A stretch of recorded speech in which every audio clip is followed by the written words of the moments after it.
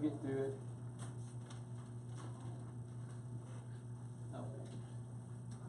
So, anyway, respiratory is going to be one of the big complaints. You guys been to the ER before, you know that, especially now it starts getting colder, people who have this chronic bronchitis, susceptible to the pneumonias and stuff, they're going to be in the ERs, right? One year in the hospital, they ran out of ventilators. They had so many people with pneumonia. So it's that time of year, and it's one of the big, EMS wise, it's one of the big calls that we do, respiratory distress. Make sure that we look over the anatomy, all right, that you're familiar with the anatomy and physiology, the way things work. But normal, you have to say, well, what's normal, what's abnormal, right? So normal breathing would be good tidal volume, good respiratory rate, between 12 and 20. All right, 20 is a little fast. Actually, most people at rest with no respiratory distress breathe between about 14 and 16 times per minute. Okay. So when you're counting, you always put 20 down. It's not right. Most people have a resting respiratory rate between 14 and 16. 20 is a little on the fast side.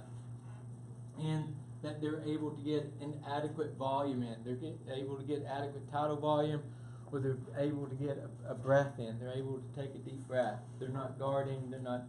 They can get a full breath in. Right? So abnormal breathing would just be opposite of this. They're not able to get a good breath in for some reason. They're not able to get good tidal volume. So inadequate volume, like on a test question, would be inadequate tidal volume, shallow respirations, minimal chest wall movement. Those type of things, those key words are telling you that this patient is not getting adequate volume in. So they're not getting a good tidal volume. If they don't get a good tidal volume, then they're not going to get good gas exchange, right? It's sort of proportional. If you get a good breath in and everything's working right, then you'll get good gas exchange. You'll lose some air going down, dead air space, right? Because we have dead air space or dead space in any tube that we have. So we have the trachea, so we have dead air space in there where you're going to lose some, but we'll get adequate respirations, adequate gas exchange of that. Anything else, you're not necessarily going to get adequate gas exchange. Like if there's blood or fluid, pneumonia, there might be sort of that lung butter stuck up in there, right? And it's going to decrease gas exchange. Okay, so one of the things that we do on our exam is we auscultate breath sounds, right? You guys have done it. We have Steve over here that has all the breath sounds we're going to talk about. So we're going to listen to these different type of breath sounds. That will lead you on to what could this be? So they're having difficulty breathing, and you listen to you auscultate lung sounds. Let's say you have this 60-year-old male difficulty breathing, and you break out your stethoscope, you listen, and he's wheezing. What does that tell you? I mean, without knowing anything really about the patient, 60-year-old male wheezing, what do you think? What are your thought process? Probably smokes. Okay, smokes. You smoke, it's not if, it's when.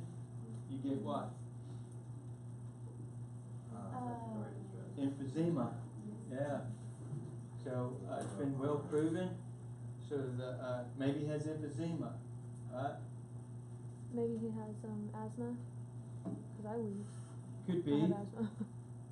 You don't want to rule out asthma, but like on the scenario basis, what age group are you more than likely going to see somebody with asthma?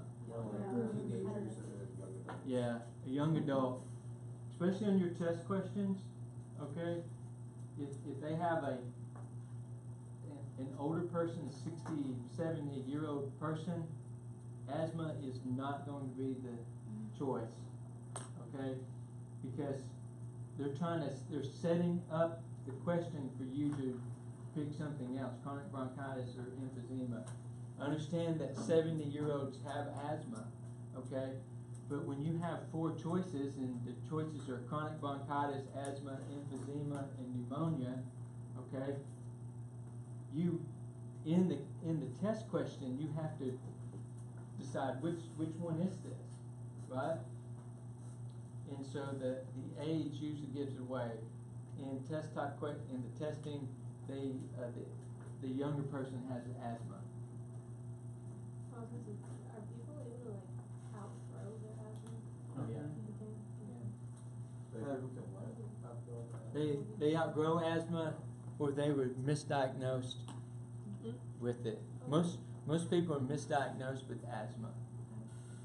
So they have something. They probably have allergies instead of asthma.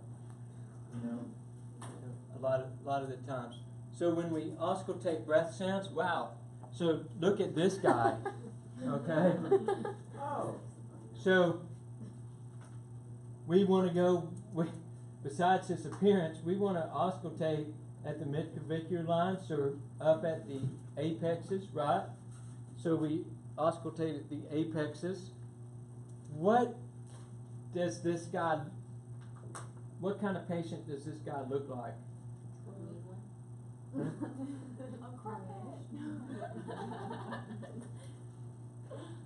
He does look like he should have his picture on in the post office, but yeah.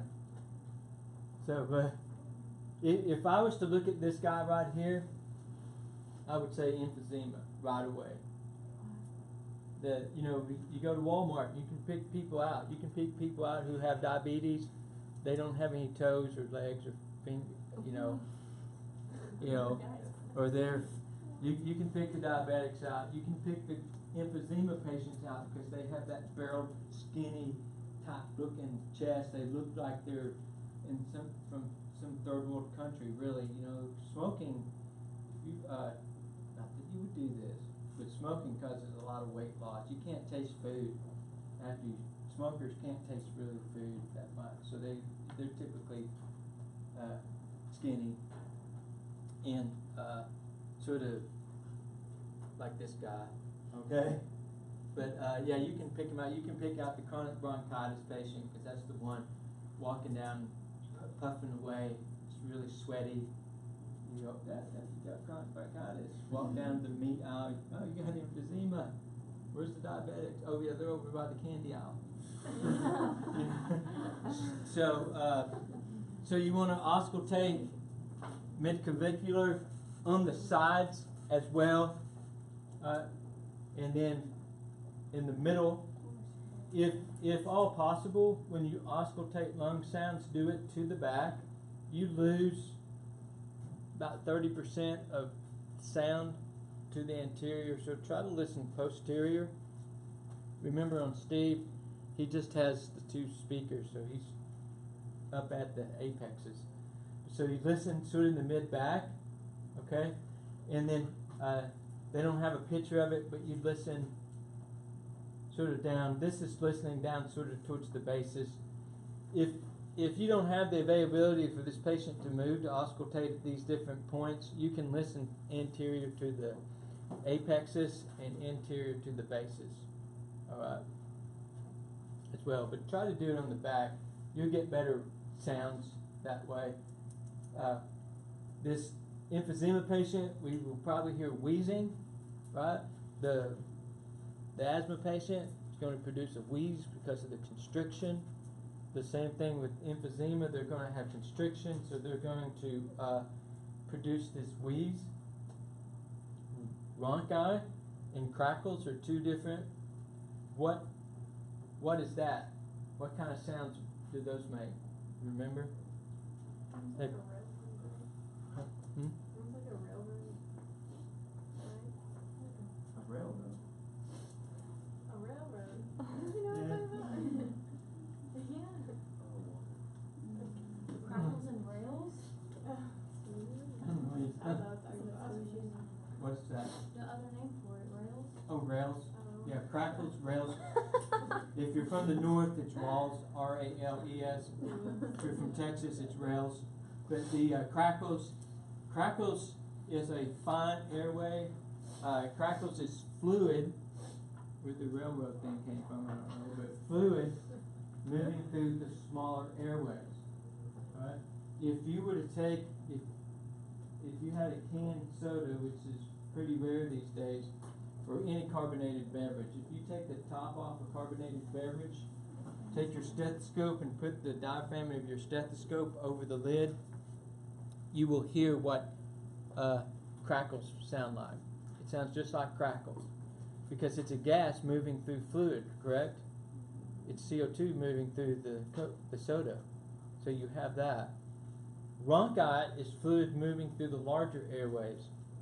So if take your Whataburger, your big Whataburger cup, and everybody has done this as a kid, I know. Can't, everybody's never done it.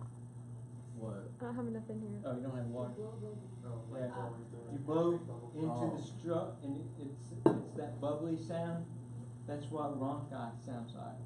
Fortunately, we have a mannequin that will do it. So we'll listen to these different lung sounds. So here, these lung sounds here are going to lead us more towards CHF. They have pulmonary edema, right? So this is going to lead us towards a patient in failure or with CHF, maybe the wheezing, asthma, emphysema, chronic bronchitis, something with constriction. Now, with this congestive heart failure patient, you can have a wheeze. The fluid in there will cause a wheeze. Okay? Now, let's take this emphysema patient or this asthmatic patient. What about silent? There's no airway sounds. I would be concerned if they have a pneumothorax. Two things, three things. Pneumo, yeah, but okay. The other one, no airway sounds, but they're looking at you. They're breathing. They're looking at you. Okay. So they could be in respiratory arrest.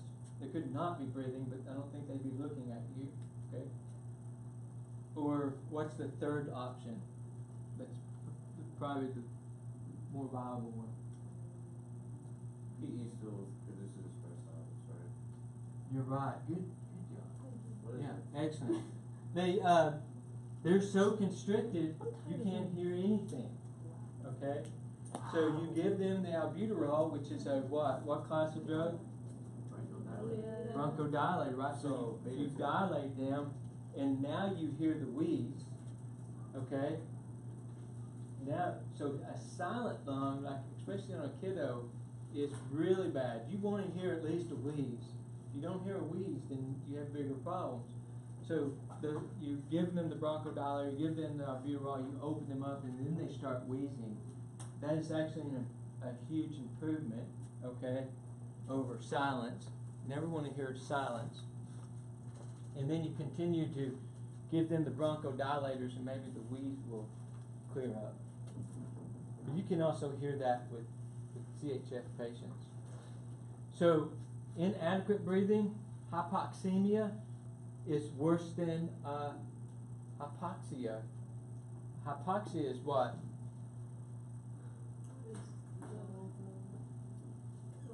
Oxygen is not needed for cells. Cells or tissue. Hypoxemia?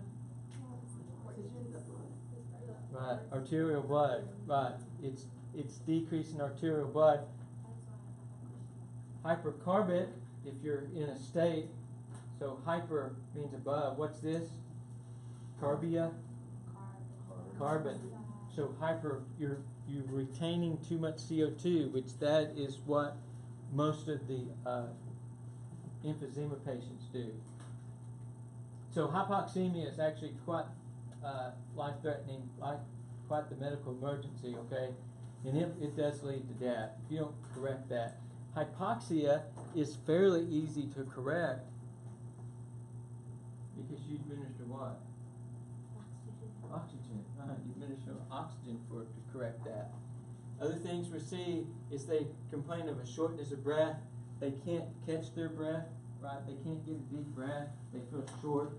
Shortness of breath. They can't they can't get that full breath in.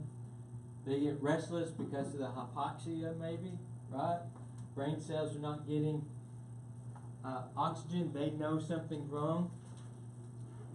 In the first part of a respiratory problem, they're going to have an increase in pulse rate because respiratory rate goes up, pulse rate will go up.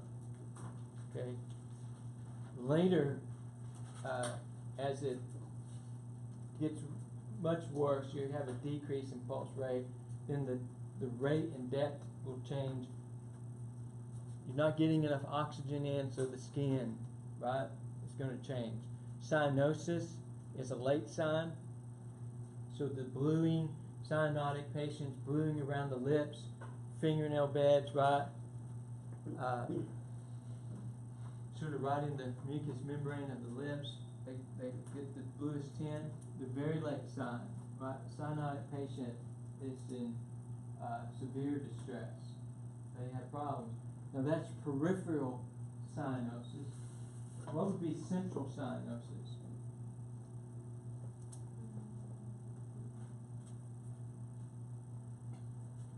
Central, let me give you a hint. The central pulse. So the core sort of. This is a central pulse. The carotid pulse is the central pulse. Like your tongue. They can't feel it? Exactly. Yeah. Cyanosis on the chest and the face is central cyanosis. Really bad sign of distress. They need to be intubated. So you definitely you walk up to the patient. They have central cyanosis. Find your bag valve meds. Okay, you need it. Okay. So some of the causes, and we'll look at that in just a minute. Narrowing of these bronchioles due to the constriction is from the emphysema and chronic bronchitis and even asthma. The constriction comes from the overproduction of mucus. You do give a bronchodilator for that. In each case, mainly asthma, you get the swelling. Okay? And then just different trauma can also do the same thing. They can be having a heart attack, right? Having a acute MI and start having respiratory problems. The pump's not pumping enough oxygen around. Cardiogenic shock, right? They could be in cardiac failure. And then hyperventilating. Every 6 weeks, people hyperventilate like crazy. That special day report card, right? Oh my, no. Right? So, abdominal conditions like an aortic aneurysm, right? Dissecting aneurysm, or they just may have some sort of mechanical problem, trauma, where they can't get a deep breath. Maybe they have fractured ribs, right? Maybe it hurts too much to breathe. Maybe they have a head injury where that's involved in the brain stem and they have a different respiratory pattern. All that's for another day. Or they just have something there, like a clot, maybe not a clot in the leg, but a clot, would cause a VQ mismatch, a mismatch between ventilation and perfusion. Remember, the V is for ventilation, the Q is for perfusion. So they might have a VQ mismatch there as well. So somebody in respiratory distress, all right,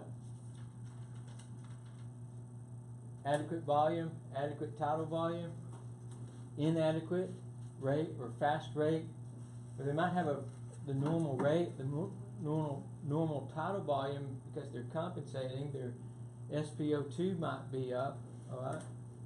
So this patient is compensating for the respiratory problem. So Cpap is a great thing. Continuous positive airway pressures. It's that big mask. This big mask here.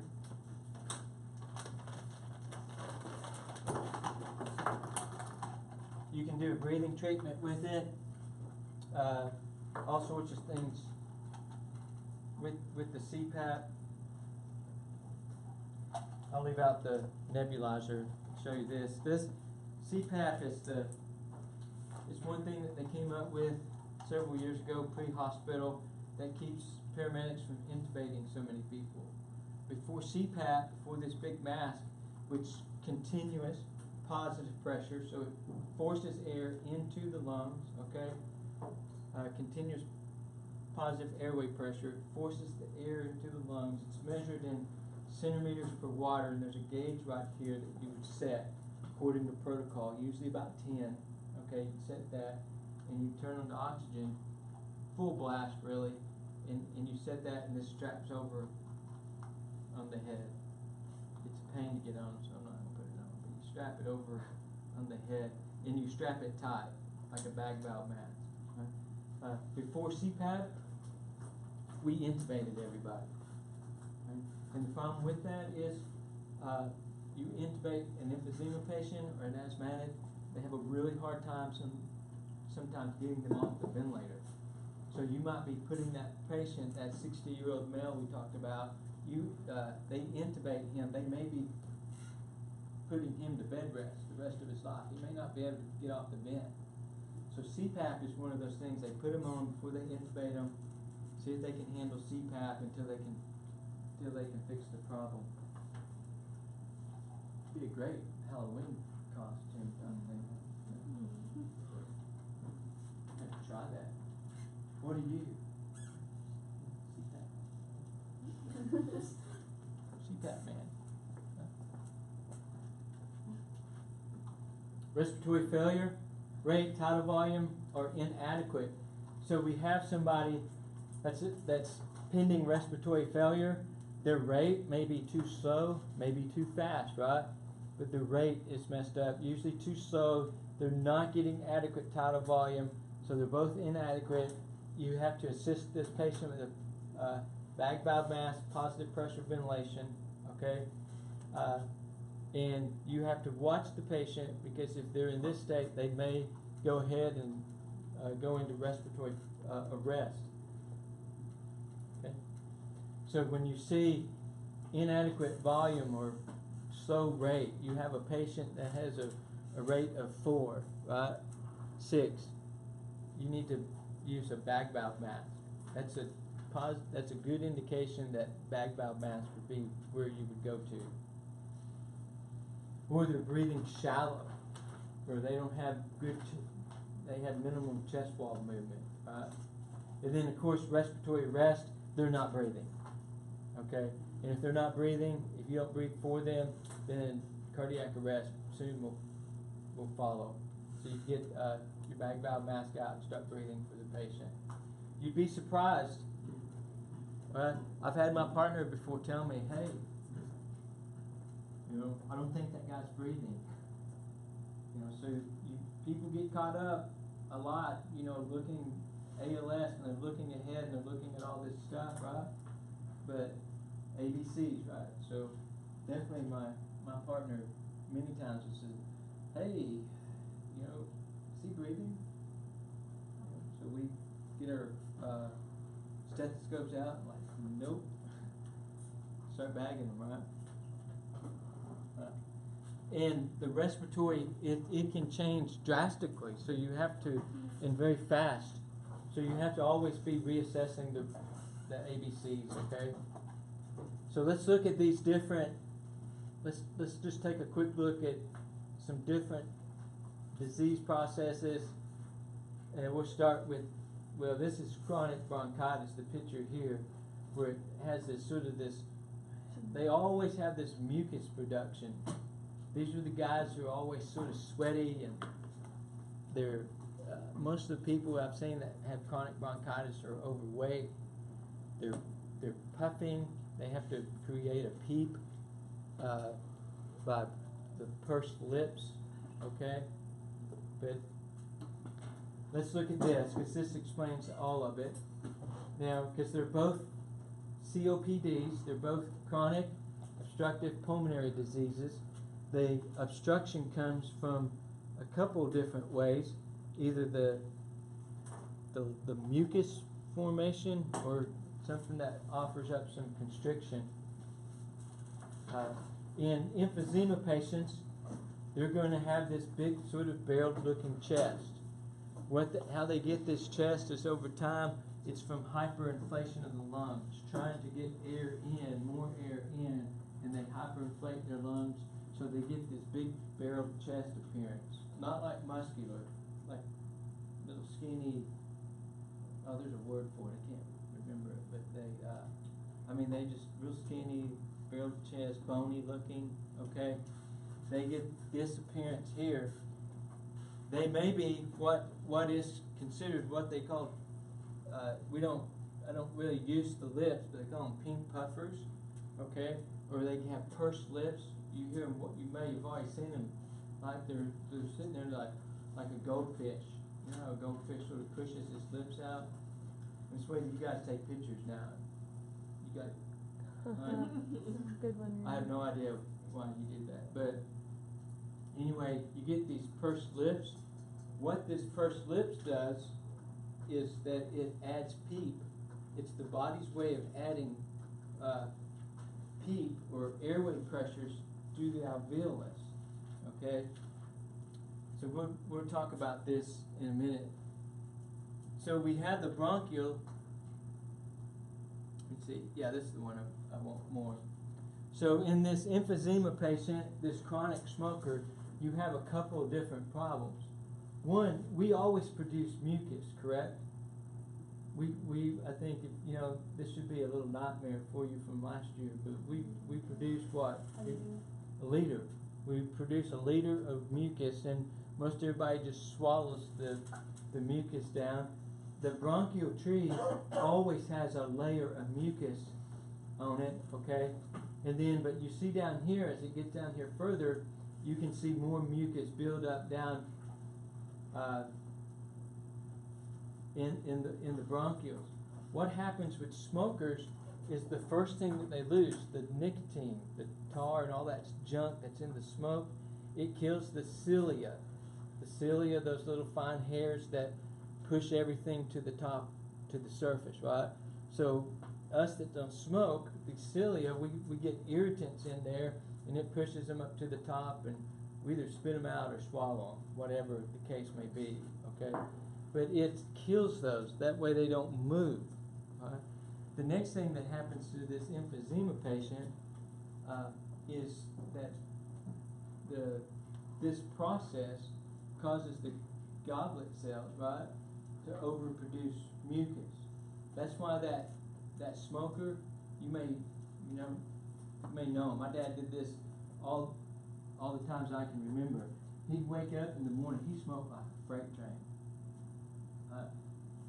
Lucky I don't have secondhand cancer, but he'd wake up on the side of the bed every day without fail. He'd wake up and he'd just start coughing, and he'd turn really bright red, and drool would start coming out of his mouth, and he'd cough and he'd cough and he'd cough and he'd cough, and finally I guess he got to whatever was there up so he could get up and start moving around, but he constantly was coughing because these goblet cells overproduce mucus. He had no cilia to help remove the mucus and the irritants, right? And so that's one problem. The other problem with emphysema is this lung fibrosis, loss of elastic recoil. See, we get a negative pressure because we have, it's sort of a tethering effect on the bronchioles, is that here's the pleura, this part here is the lung, okay? Here's the alveolus, right? Mucus, the pleura. So what happens when we breathe, because we breathe on a negative pressure, this tethering effect pulls from the pleura, helps connected to this the bronchial. It sort of pulls it when we take a deep breath, and when it pulls it, it opens it up, right? It dilates it. Well, through the smoking and everything, we lose this tethering effect right here. And so that's another problem. Then the third problem, more than likely the last one, is air trapping. They can sort of get air in, okay, but it stays there. It gets trapped there because, do you remember from the video what the person said, that the alveolus is supposed to be nice and round, but in the smoker it's what? It's like wobble, like it's uneven. Yeah, sort of. Used it like I think it used like a plastic sack. Maybe that's something else. Anyway, it's like a plastic sack. If we take one of the little plastic shopping sacks, okay, and we do this, we fill it with air, it blows up, right? Okay. In a smoker, that sack is laying flat on the ground. It's not open up because they lose the tethering effect. Okay. So it's like a sack. So they get air trapping in there. So oxygen gets trapped in there, and what else gets trapped? CO2.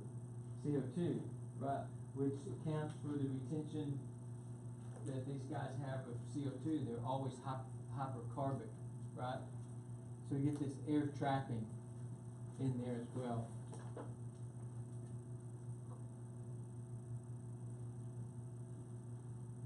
The PEEP, the pursed lips, what this does, you have the little diagram here of the door opening, okay? What PEEP does, positive, oh, I should be slapped, I can't remember what PEEP means. Positive,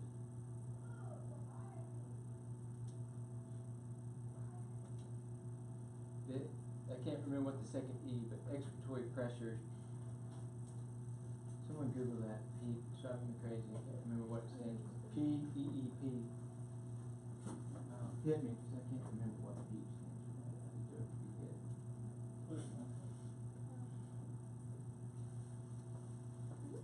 I didn't ask her if she would. She might strike me down. When I search, peep what? PEEP. I can't remember the video. It just seems just gonna when I was like academia, and I thought that's so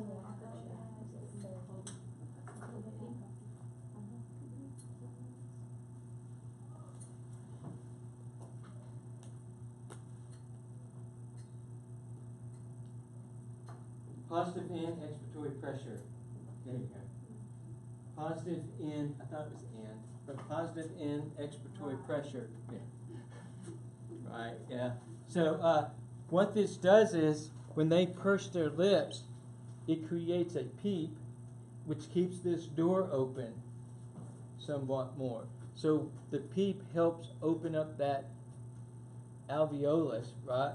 So air can get not only out, but in. So it decreases the air trapping.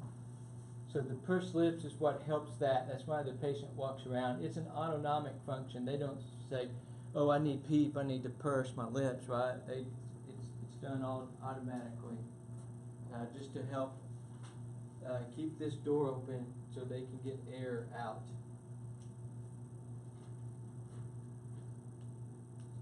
In chronic bronchitis, they have a problem with mucus, and mucociliary clearance, or the clearance of the mucus from the cilia, right? There's too much mucus, so they don't have mucus, the clearance. So here, in this case, right, you look up here, there's so much mucus, the air can't get through. So the air has trouble getting through all that mucus. That's one, because they hypersecrete mucus. That's one problem with the chronic bronchitis patient. The good thing about it is the treatment's the same, EMT-wise. You give both patients a bronchodilator. Right? So they're having trouble breathing, they have some wheezes due to all this mucus production, you give them a bronchodilator. Good? So this is what we went over, hopefully. The loss of elasticities, the walls of the alveoli are destroyed. Right? There's this disruption of gas, there's this VQ mismatch because the retention of CO2 the air trapping, okay, that's what causes the mismatch. And then the pursed lips offers the PEEP, positive in expiratory pressure. A lot of CHF patients are put on PEEP. If you look on the, when they're on the vent, they have PEEP on there. We can put PEEP, we can add PEEP to a bag valve mask as well. And any sort of exertion, they get really tired. Okay. So, look at the signs and symptoms. Your assessment steps don't change in between these emergencies. Okay. So you will always do good ABCs. Always do. I mean, start at the top, I guess. Make sure it's safe. Be there. Good general first impression. ABCs, right? So you'll always do that. The assessment will always be the same. You're always going to a sample type assessment. Use OPQRST when it's appropriate. Right? Ask the right questions. Closed-ended, good assessment questions to figure out why they're having the problem. So always look at the signs and symptoms. This guy here, if we're walking into his house, okay, and we see this guy, this is called tripod position, okay, and it is a sign of patient in severe respiratory distress, okay. So what other observations can we make as we walk into the guy's house? Oh, it's a smoker. Where do you see an inhaler? That's a lighter. Oh, sorry. I can't Oh, see it's a that. lighter. Okay. Yeah, so he's a smoker. He's leaning up, he's tripod. Again, an autonomic thing, what they tripod to try to create more space into the lungs to get more air in. If you didn't know anything about medicine whatsoever, and you were walking in to this guy, you seen this guy at Walmart, okay, and you didn't know anything, about any sort of medical stuff, and you looked at him, would you think, oh, something's wrong? Yeah. You got a little hole in his neck too. Yeah, big old lady coming out of that. Yeah, no. Yeah, you would look at him and say, yeah, there's something wrong. So, good general first impression that there's definitely something wrong. Now that we are in medicine, we know that this is a tripod position. That's a sign of severe respiratory distress. What other things can you see about the patient that say, there's a little bit of a problem there? Yeah, he does look like he's having trouble breathing. His mouth is open, right? So his mouth breathing. What else? I can see it from back here, so I know you guys can see it with your young eyes. He does. I don't Is that think- Mick? No, I don't think That's so. not Mick. You talking about that? That's not Mick. That looks like. Did you say it does? That looks like a duck. That is not. Does that look like Mick? That looks like like a something with a hat on. That's not Mick. That's not even close. Sorry, we're not all Mickey experts like you. Man. That looks like Mickey from the song. It does. It does. It looks like he's dead a little bit. This little LSU thing's got it. So, what else? It's clouding her judgment. What else? I can see the veins, right? What vein? JVD. Ah, good. JVD, right? Jugular vein distension. Good job, Jerry. Okay, he's skinny. That's sort of that barreled chest. Obviously, he's a smoker, right? So yeah, we can take quite a few clues from just walking up, making that general first impression. And then they should have put that other guy on Cpap. That would have been a better picture. But this is the Cpap or BiPAP. BiPAP is just it's not continuous airway pressure. It works off of the patient's respiratory rate. On an ambulance, most all the time you're going to have Cpap to put a patient on BiPAP, you have to have a special machine. You have to have almost a ventilator there to help to do BiPAP. So most of the time, especially with the mask that I passed around, that's CPAP. It's just a continuous airway pressure. When they get this patient, if the patient's breathing, when you get the patient to the ER, they will probably put him on BiPAP to work off his breathing rate as well. What's she listening to?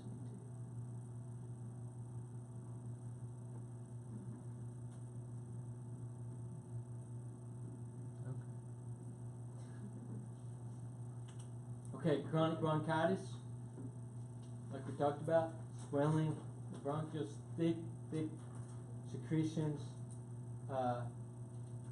They don't, the alveoli, they don't really, not affected.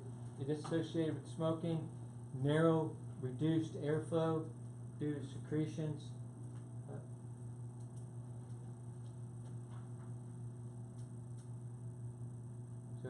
And poor air movement, poor tidal volume, poor mismatch, VQ mismatch, okay, with it.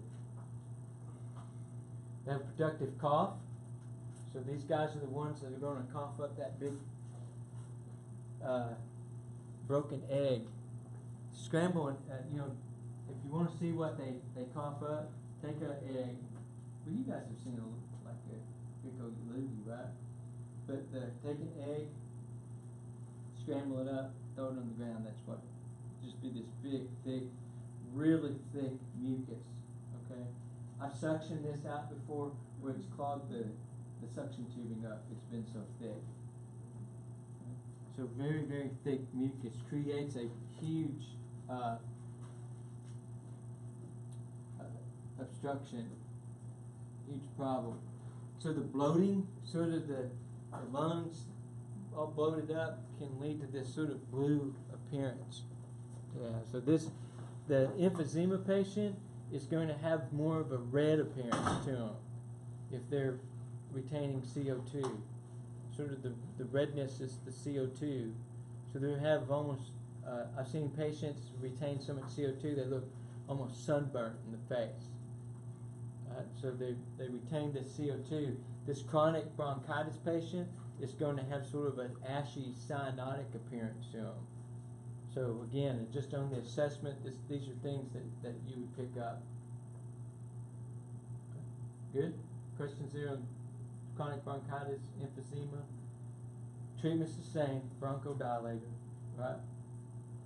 So we don't have the time right now to talk about this hypoxic drive, okay? We'll bring this back up in a little bit. We do want to make sure that we sort of keep these patients down with the emphysema patients. They're okay with the lower SpO2s, okay? I know that this is a little bit lower than normal, but they're retaining CO2, so it's okay to have that emphysema chronic bronchitis patient sort of down on the lower side of the SpO2, okay? Just because of the imbalance of carbon dioxide, they retain a lot of CO2. And you would consider CPAP with this type of patient. Years before, here with this hypoxic drive, is that, I don't know, some people may still sort of teach it, but it's years old, it's way old, but people are sort of stuck in the past in education. So before we learn more about this hypoxic drive, because you have two drives, correct? You have the hypercarbic drive, which we all breathe on. Yeah. Okay, that's a normal response to, we breathe on a response to CO2, that's a hypercarbic drive. And then you have a backup drive, it's called a hypoxic drive. So the old school was that you would never give this emphysema patient a non-rebreather mask because they breathe on the response to oxygen. So what's making them breathe is a response to oxygen. Okay? So if you gave them oxygen, then their body would perceive that as, well, I don't need to breathe, I have, you changed their FiO2, the fraction of inspired oxygen, right? You changed their FiO2, now you're giving them an FiO2 of 90 to 95, right? So they're saying this hypoxic drive that they don't feel the need to actually breathe, so they will stop breathing, okay? That was taught for 15 years, okay? 15 years of teaching this, and guess what? It was wrong. So there's no, I used to teach it. I used to teach it the same way. You can't do this, you're not the respiratory drive out. It's not a problem if they stop breathing, because what? Is that a problem if they stop breathing? No, we'll breathe for them, okay, if they stop breathing. But I used to teach it this way, but it's not the case anymore. I can't remember. It's probably been at least 7 to 10 years. Okay, they changed this. They said this is not true. They came out with concrete evidence. And so the short story of it is, it's not the oxygen that makes them stop breathing, it's the level of carbon dioxide that is building up in their body that makes them stop breathing. Okay? You guys did the video of it last year. We talked in depth on this last year, I remember now, because it's the amount of carbon dioxide in their bodies, not the amount of oxygen. You still have to be careful, but someone in respiratory distress, you give the appropriate amount of oxygen to them, okay? It's the amount of carbon dioxide. This person here that's breathing off this hypoxic drive is going to be unconscious. Their CO2 level is going to be so high that it's going to make the patient unconscious. Okay? And you won't know about the CO2 level, right? Because you can't measure that. So we might look at that in the future, but we just have to keep this in mind, sort of maintain that lower end. I picked up a patient one time that was 85% SpO2, perfectly fine. Nothing really wrong with them. I mean, acutely, right? It wasn't a respiratory problem, and that's where his normal CO2 was, or his SpO2 was. Is he was around 85%. His CO2 was through the roof, but that's where he was comfortable breathing at. So we didn't want to mess with it.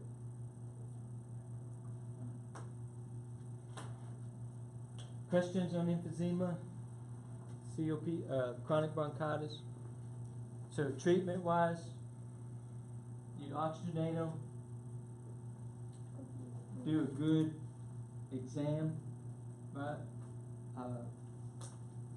Do your good sample, OPQRST, if indicated, which most of the time it would be. You start a nebulized treatment, albuterol, okay, sort of to start bronchodilating them, and that's really, or Cpap, and that would be the end of your treatment. So unless you had to bag it, use positive airway pressure, bag valve mask, right? So you have to, based on their signs and symptoms, is where your treatment would go. Okay? And we'll practice the scenarios later. Good? Any questions?